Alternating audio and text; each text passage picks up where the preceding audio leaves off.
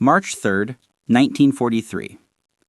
A Japanese naval officer's oil-blackened hand trembled as he gripped the splintered remains of what had once been part of the destroyer Arashio's bridge.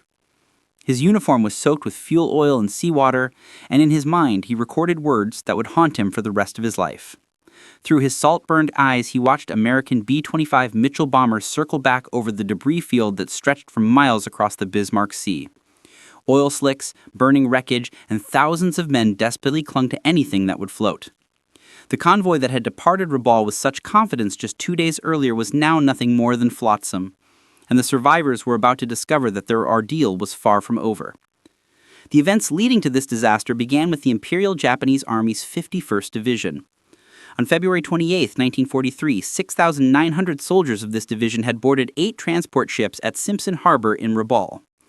They were convinced they would reinforce Lae and turn the tide in New Guinea. What they encountered instead would shatter every conception of warfare they had been taught, every notion of honor between enemies, and every assumption about American military conduct that Japanese propaganda had instilled in them. The planning for this critical reinforcement mission had begun in late December 1942 at the Imperial General Headquarters in Tokyo. Lieutenant General Hitoshi Inamura, commanding the 8th Area Army at Rabaul, faced an increasingly desperate situation in New Guinea. The Japanese convoy was the result of a decision to reinforce their position in the Southwest Pacific. The convoy would consist of 8 destroyers escorting 8 transport ships carrying the main body of the 51st Division, elite troops transferred from China. On February 28, 1943, the convoy, with an escort of approximately 100 fighter aircraft, set out from Simpson Harbor in Rabaul. The convoy commander, Rear Admiral Masatomi Kimura, flew his flag from the destroyer Shirayuki. A veteran of numerous successful convoy operations, Kimura understood the risks. The 18th Army staff had held war games that predicted losses of 4 out of 10 transports and between 30 and 40 aircraft. They gave the operation only a 50-50 chance of success. On March 1, 1943, as the convoy rounded the northern coast of New Britain, the first American reconnaissance aircraft appeared, a B-24 Liberator from the 91st Bombardment Group. What the Japanese didn't know was that their every move had been anticipated. The Allies had detected preparations for the convoy, and naval codebreakers in Melbourne, Australia and Washington, D.C. had decrypted and translated messages indicating the convoy's intended destination and date of arrival. At 5th Air Force Headquarters, General George Kenney received the news he had been waiting for. For months, his air crews had been perfecting a revolutionary technique. Skip bombing was a low-level bombing technique independently developed by several combatant nations in World War II, notably Italy, Australia, Britain, the Soviet Union, and the United States. It allows an aircraft to attack shipping by skipping a bomb across the water like a stone. Major Paul Pappy Gunn had modified B-25 Mitchell bombers, installing up to 8 forward-firing 50-caliber machine guns in the nose. Combined with skip bombing techniques, these flying gunships could devastate shipping at close range. Dawn broke gray and overcast on March 2nd. At 1000 hours, the clouds parted, and 29 B-17 Flying Fortresses appeared at high altitude. When this force hit the convoy, a large merchant vessel was sunk, 2 others were damaged, and a destroyer was set on fire. The first victim was the Kyokusei Maru, which was carrying 1,500 troops and drums of aviation fuel. B-17 pilots reported seeing the transport break in half and sink. The 5,493-ton transport exploded and a fireball visible from every ship in the convoy. The destroyers Asagumo and Yukikaze immediately moved in to rescue survivors, pulling oil-soaked men from the water. This act of humanity would soon prove tactically dangerous as they had to reduce speed. The morning of March 3rd dawned clear, perfect flying weather. The convoy, now reduced to 7 transports and 8 destroyers, had covered nearly 2/3 of the distance to Lae. At 1000 hours, death arrived from multiple directions. All of the Japanese plans fell apart, however, at 10 a.m. on March 3rd, 1943, in the Bismarck Sea, just off the New Guinea coast from Lae. In the span of about 15 minutes, the Japanese effectively lost World War II. First came B-17s at high altitude, drawing Japanese fighters and anti-aircraft guns skyward. Then, while everyone was looking up, 13 Australian Beaufighters swept in at mast height, their 8 forward-firing guns raking the decks. Behind them came the modified B-25s, approaching so low their prop wash left wakes on the water. The skip bombing technique proved devastatingly effective. The bombs would skip over the surface of the water in a manner similar to a stone skipping, and either bounce into the side of the ship and detonate, or submerge and explode next to the ship. Captain Ed Pappy leading the 90th Squadron's modified B-25s, approached the transport tail maru at wave height. His forward guns silenced the ship's anti-aircraft positions. The bombs released from Lana's B-25 skipped twice across the water before slamming into the tail maru's hull at the waterline. The 6,870-ton transport broke in half and sank within minutes. By 10:15, just 15 minutes after the initial attack, all 7 transports had been hit, and some were sinking. 3 of their destroyer escorts had also been badly damaged or had already sunk. The destroyer Shirayuki, Admiral Kimura's flagship, took a direct hit that detonated her forward magazine. She disappeared in a massive explosion. By noon on March 3rd, the Bismarck Sea had become a hellscape. Oil fires burned across the surface. The water, thick with bunker fuel, was littered with debris and thousands of men. Soldiers who couldn't swim, exhausted sailors, and the wounded clung to wreckage. Conservative estimates placed over 3,000 men in the water. The 4 surviving destroyers, Yukikaze, Asagumo, Uranami, and Shikinami, began rescue operations. Some 2,700 survivors were taken to Rabaul by the destroyers, but the ships could only do so much before Allied aircraft returned. At 1400 hours on March 3rd, the American planes returned with a different purpose. The survivors watched with initial relief as the aircraft approached. Surely they were simply photographing the destruction. That relief turned to horror as planes descended to wave height and opened fire. In a controversial move, the Allies patrolled the waters for several days, strafing survivors in lifeboats. This was later justified as a military necessity to prevent the enemy from coming ashore. B-25s, A-20 Havocs, and Beaufighters made repeated passes, their machine guns churning the water into foam. The tactical justification was clear from the American perspective. These were enemy soldiers who, if they reached shore, would reinforce the Japanese garrison at Lee. As for the striking of Japanese survivors in the water, they did it to keep them from reaching shore and becoming part of the Japanese forces. General Kenney's orders were explicit. No Japanese soldier was to reach New Guinea alive. For the Japanese in the water, this violated every concept of honorable warfare. The Bushido Code spoke of treating defeated enemies with dignity. What they experienced shattered these assumptions completely. As darkness fell on March 3rd, American PT boats entered the area. That night, a force of 10 U.S. Navy PT boats under the command of Lieutenant Commander Barry Atkins set out to attack the remaining wreckage and survivors. The PT boats systematically hunted survivors through the night. Their searchlights swept across the water, followed by machine gun fire. PT-43 and PT-150 found the damaged transport Origawa Maru still afloat and torpedoed it, sending more men into the water. For the Japanese survivors, the night brought additional horrors. Sharks, drawn by blood and distress movements, began attacking. Men who had survived the sinking and strafing now faced death from below. Dawn on March 4th revealed the full scope of the disaster. The debris field stretched for 40 miles. Small groups of survivors still dotted the sea, many having spent over 20 hours in the water. The American aircraft returned with the sunrise. On March 4th, the Allies sent torpedo boats and aircraft to patrol the area. They strafed Japanese survivors and rescue vessels. B-25s, A-20s, Beaufighters, and P-38 Lightning fighters systematically attacked anything that moved. The destroyer Asashio, which had remained behind to rescue survivors, became a particular target. In the morning, a 4th destroyer, the Asashio, was sunk when a B-17 hit her with a 500-pound, 230-kilogram bomb while she was picking up survivors from Arashio. She sank quickly, taking rescued soldiers with her. The American justification for the strafing came from both tactical necessity and a desire for revenge. As recorded by James Duffy in his book War at the End of the World, a B-17, the Double Trouble, piloted by Lieutenant Woodrow W. Moore, collided with a Zero fighter. When 7 members of the bomber crew parachuted down, several Zeros gunned them down as they floated helplessly to the water. This was observed by the crews of other American bombers and had enraged American pilots.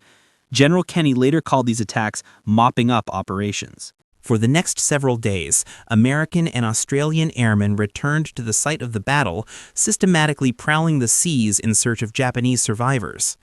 As a coup de grace, Kenney ordered his air crews to strafe Japanese lifeboats and rafts. He euphemistically called these missions mopping up operations. A secret March 20, 1943 report stated, "The slaughter continued till nightfall.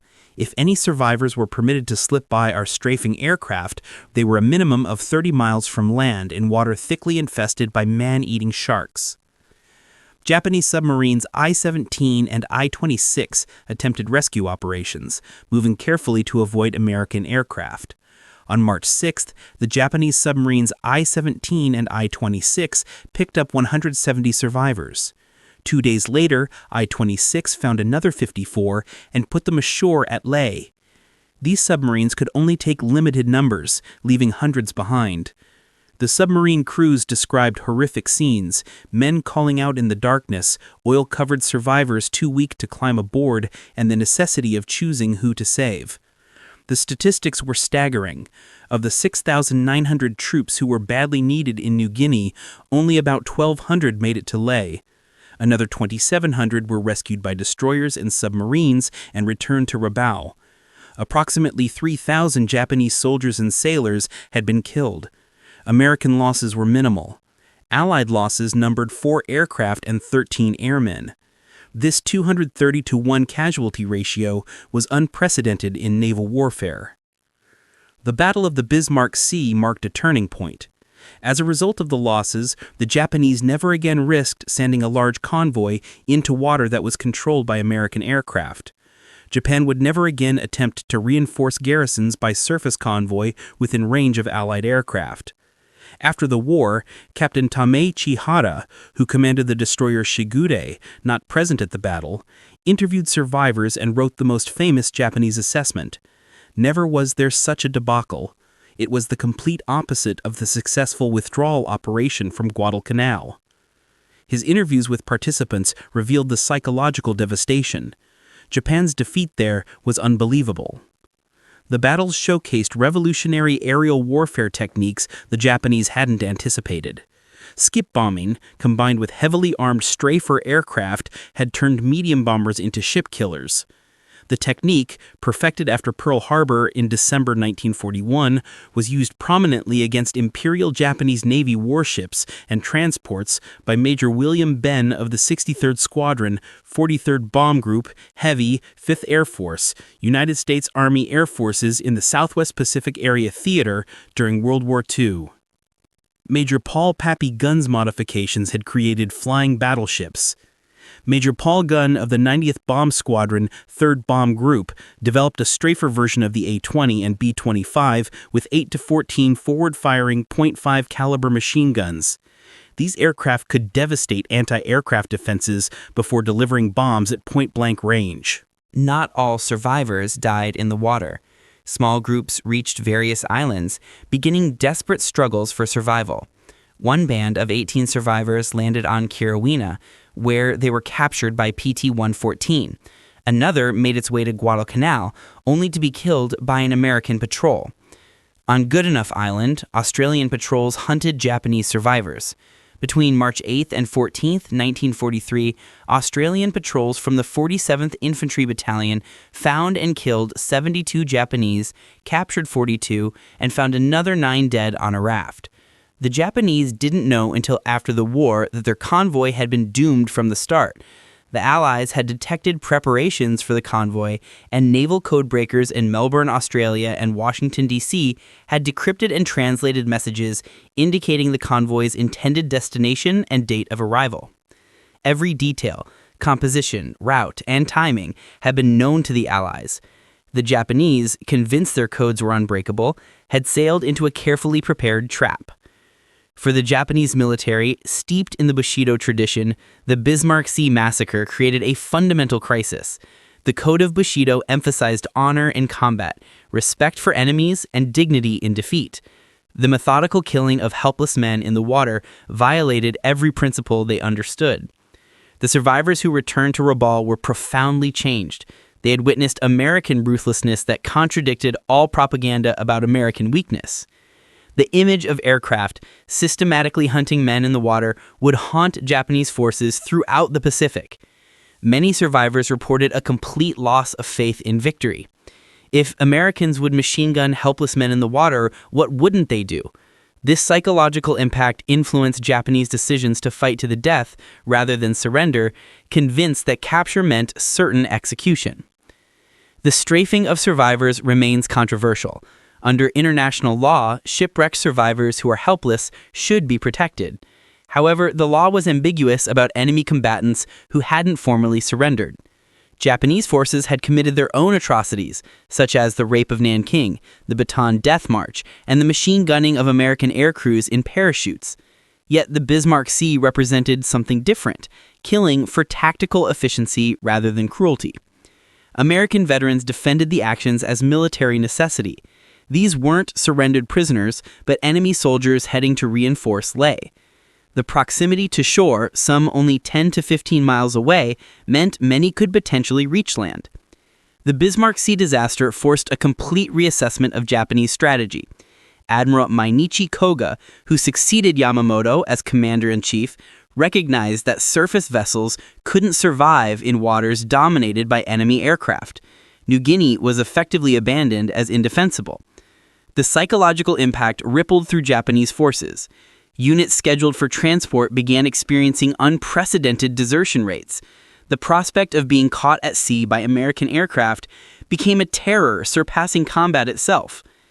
For the Americans, the battle proved that air power alone could defeat naval forces. Land-based aircraft, properly equipped and trained, could dominate sea lanes without the need for aircraft carriers. This lesson influenced Pacific strategy for the war's remainder. After the war, the question of whether the strafing constituted a war crime was quietly debated, but never prosecuted. The official American position maintained that these were enemy combatants who could have reached shore and continued fighting. The absence of prosecution, while Japanese officers were executed for similar acts, reflected a form of victor's justice. Both sides had crossed lines in the Pacific War's brutal conduct, but only the losers faced judgment. Historians recognize the Battle of the Bismarck Sea as a watershed moment in aerial warfare.